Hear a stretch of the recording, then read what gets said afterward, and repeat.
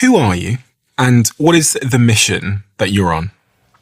I am a father, I am a husband, and I'm a serial entrepreneur. And I love talking about business and starting businesses and inspiring other people to do the same. Why? Business has given me everything. Growing up kind of poor, it was my outlet. It was my way of just kind of taking hold of my life and making it what I wanted it to be. And I have immense gratitude for that. And I just love talking about it. It's the only thing I know. I can't talk to you about history or nutrition or anything, but when it comes to business, I just love it. And I want other people to love it as well. How have you made your name in the world of business? Because I've heard your name a lot recently. People call you the king of side hustles. Where has this come from? I think I just publish my life on the internet now. I'm always testing and launching and starting businesses, but only over the last couple of years have I started publishing that. And I didn't try to be like the king of side hustles. That's not something that I've ever intentionally tried to brand myself as. But I think people see what I do as a side hustle and they call it that. But I think that anything is scalable. Any side hustle could be a multi-million-dollar business. We live on a planet with 8 billion people and we're all connected and anything can be scaled. And you make a lot of content now, so you've probably had a bit of a feedback loop in terms of understanding what it is that you say and do and create that's resonant with people, and also why it's resonant. What is the crux of what people like my audiences are looking for? As humans, we all want a silver bullet. We want a solution to our problems, and many of us struggle financially, and they see a side hustle as an outlet to that or as a solution to that.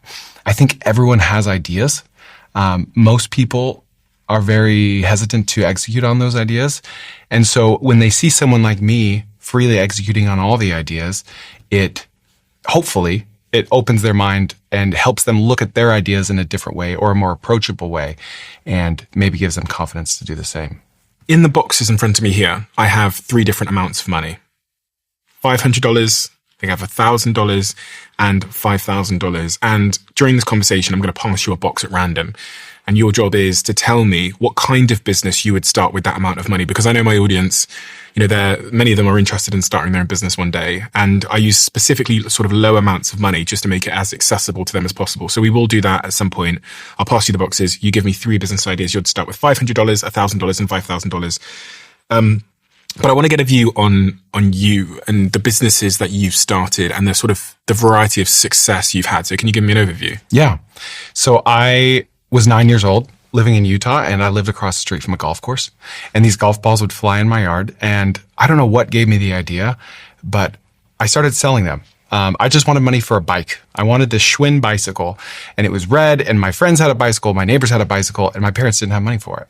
And so for whatever reason, I connected that white golf ball in my grass with money. And I would go to my neighbors' yards, I'd go across the street, I'd dig through the ditches, and I'd pull out all these golf balls, I'd wash them, and then I put up this huge piece of plywood in front of my house that said golf balls 3 for $1. And that was my first business. And at the time, it was just normal. It was natural. I didn't know any different. And now I have a 9-year-old, and I was 9 when I did that. And we live on a busy road today. I lived on a busy road then. And the thought of him negotiating, haggling with grown-ups wearing polo shirts on our doorstep is unfathomable. But that's what I was doing. And that planted the seed. That kind of taught me that business is approachable. Preferably it's approachable. Approachable and scalable can be the same thing. They don't have to be at odds with one another. And how many businesses have you started since then? I lose count. I have a spreadsheet, but it's at least 80. And what are the outcomes been? How much money have you made? How has that changed your life? What freedom has that given you? Yeah. So cumulatively, all of the businesses have generated low hundreds of millions of revenue, low tens of millions of profit. But on a real number basis, the majority of them have been abandoned or fizzled out or failed, or there was too much opportunity cost, so I pivoted to something else.